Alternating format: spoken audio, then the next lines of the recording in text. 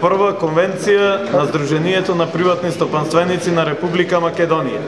Нашето здружение прерасна од Здружение на град Прилеп во Здружение на Република Македонија.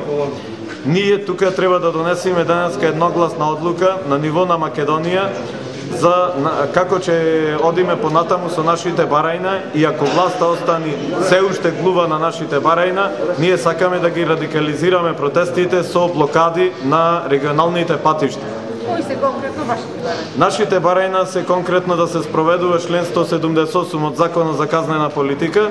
Исто така, тој гласи дека треба да се опомени при првиот прекршок било кој даночен обврзник, и член 179 каде што бараме измени во законот.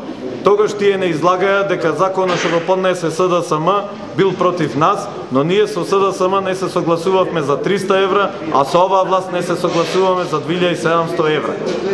Дујчаните се рекетираа редовно, секој ден има зголемени контроли. Денеска имаше закани врз дујчанџите во Прилеп, како што шетаја нивни луѓе и кажуваја дека ако дојде овде и ако бида видени, ќе бида казнети, че нема што да работа, а ние веќе нема што да работиме и наш единствен излез е овде ки заедно сите да си кажиме дека доста е и да побараме спас за нашите маки.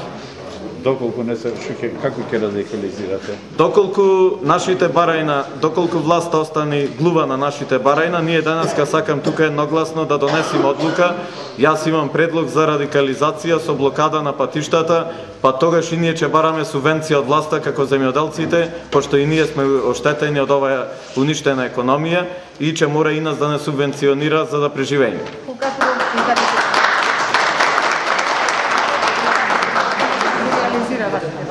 Владата роко го проби, затоа што ние и дадовме рок тогаш дека до донесување на позитивно или негативно решение не треба да шетаат инспекцијските сили, не треба да бидат казнувани дујчанџи.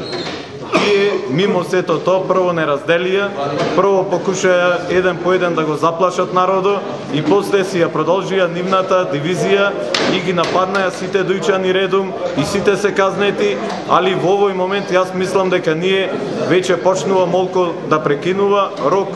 Имаме сега 14 дена повторен и бараме средба со највисоките органи во оваа држава, затоа што ние сме реалните полначи на овој буџет. Ние сме тие што го полна буџето, за тие да бида буџето трошачи и да ги ужива благодетите на оваа држава со наша пот.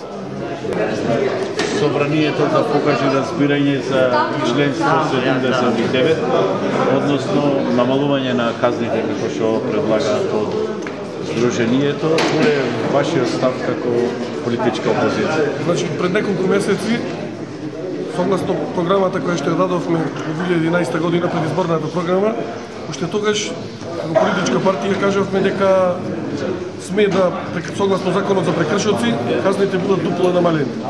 Дополнително, пред неколку месеци, како што и Владко кажа, значи СДСМ, преку мене како подносител на законот, поднесовме закон за измени и дополнување на законот за готовинските плаќања.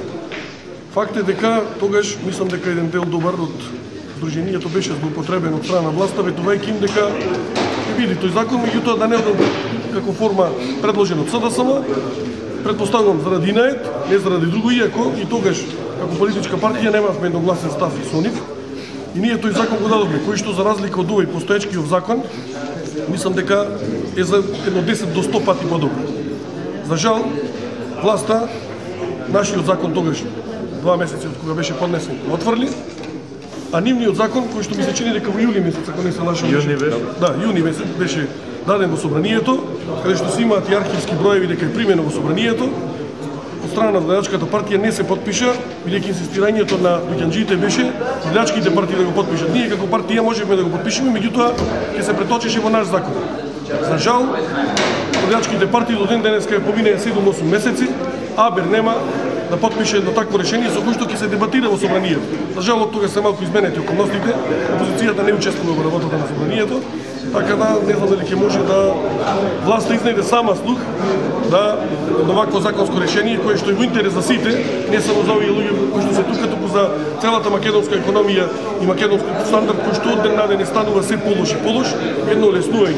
Јас разбирам дека можеби казните кои се предвидуваат се за дисциплиниране. Меѓутоа, ако погледнеме бројот на фирми од 2006 година наваму, тоа е преку 130.000 фирми кои што сте појдени под стечај, ќе видиме дека заради ова едноставно казната која што инспекторите од ДУИ не можат подолу да ја изречат заради тоа што законските решенија се такви, станува збор за казни од 6.500 евра, кои што ако бидат платени во рок од 8 дена ќе бидат 3.000 евра.